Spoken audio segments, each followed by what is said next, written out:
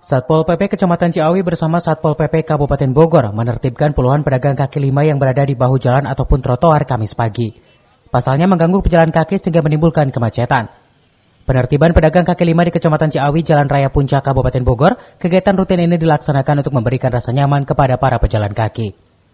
Tidak ada perlawanan dari para pedagang kaki lima yang berjualan di bahu jalan, namun para pedagang berharap pemerintah menyiapkan tempat untuk berjualan kembali. Pedagang terpaksa berdagang di bahu jalan dengan harapan ramai pembeli dibandingkan tempat di belakang.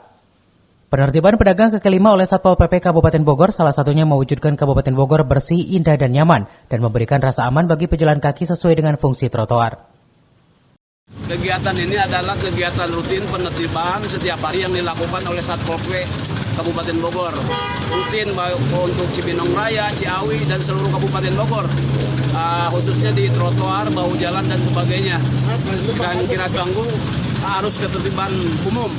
Harusnya sih pengen di sini terus, karena kan kalau di belakang ya pembelinya ada kurang. Jadi kan saya orang sini asli depan belakang gitu. Tapi Bapak ini tahu ini mengganggu jalan, Pak? Iya tahu aja. Tahu. Jadi akhirnya Bapak nurut juga nih? Iya, maaf aja saya mau pindah ke belakang. Oh iya.